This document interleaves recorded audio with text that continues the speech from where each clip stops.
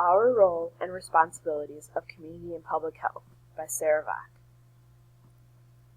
This presentation is designed to give you insight into the role and responsibilities of community and public health.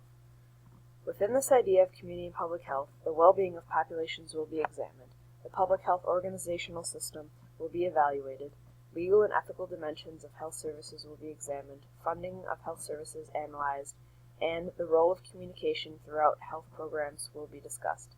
These topics all work together to create the community and public health system that is in place today. Well-being of populations. Community and public health have a role in the well-being of populations. Well-being can be defined as the presence of positive emotions and moods and the absence of negative emotions. Well-being is useful for the public health because it integrates both the mental and physical health, which creates a more holistic approach to disease prevention and health promotion.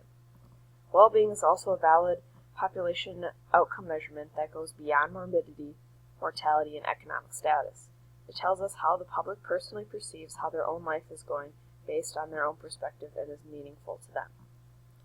It can provide a common measurement that aids policymakers shape and compare the effects of policies already in place. It is also associated with numerous benefits such as health, job, family, and economically. As healthcare professionals, it is important for health promotion to aid in the well-being of the public, and by doing this, it enables people to increase and control their health. Role of communication. What is health communication? Community plays a vital role in community and public health programs. Health communication is defined as informing, influencing, and motivating individual, institutional, and public audiences about important health issues. Health is affected by social, political, environmental, and behavior factors of an ecological perspective.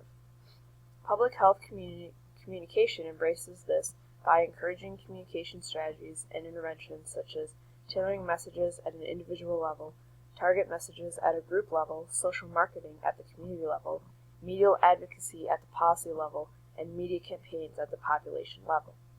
When it has been well planned, carefully executed, and well maintained, public health communication has the ability to create change among individuals and populations by raising awareness, increasing knowledge, shaping attitudes, and changing behaviors.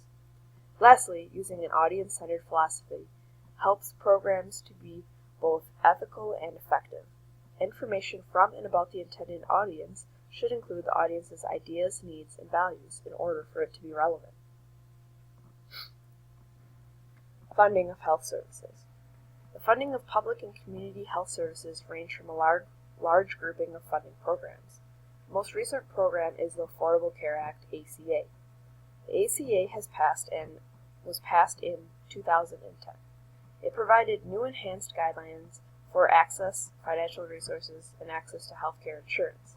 It set limitations on cost sharing for covered benefits and new rules for private health insurance. Healthcare exchanges, a decrease in reimbursement for healthcare providers, rationing, and various review panels.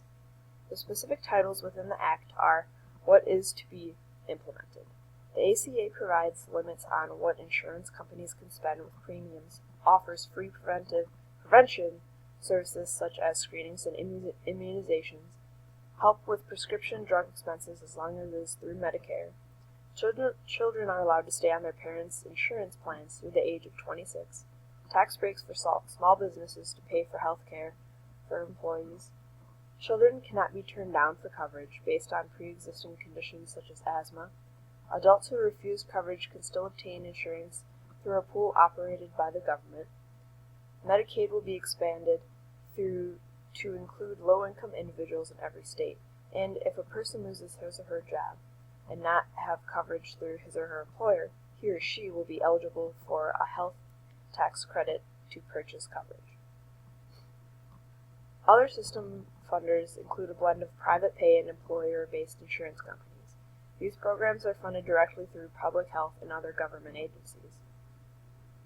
Medicare provides health insurance for people age 65 and older, some younger people with disabilities, and those with permanent kidney failure. Medicaid, state-run programs that provide health care coverage for low-income people of any age. Title V, provides services for mothers and their children. WIC, Women, Infants, and Children, is a supplemental food and nutrition program designed for women, infants, and children.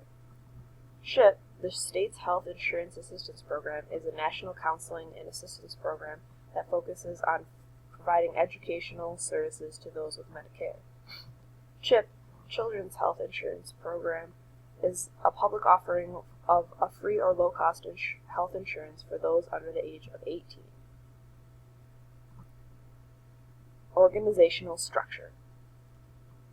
The public healthcare system requires a strong collaboration among providers, services, institutions, and resources in order for it to operate efficiently. The mission of the public health system is to ensure conditions in which people can be healthy. The structure is all of the resources and relationships becoming cohesive in order to carry out important processes of public health. The process is the practice of practitioners seeking to identify, address, and prioritize community health problems. The outcome is the result of interaction of the public health system with its mission and purpose. Outcomes provide information about the system's performance.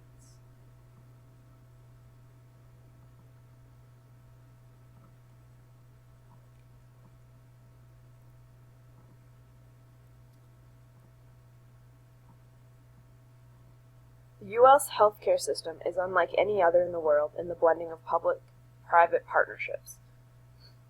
It is complicated because individuals may move between the private model and public model. This also makes funding unique due to the blending of resources through the models as well. Within each region, state, county, and city, public health services directly implement the core public health functions of assessment, policy, development, and assurance.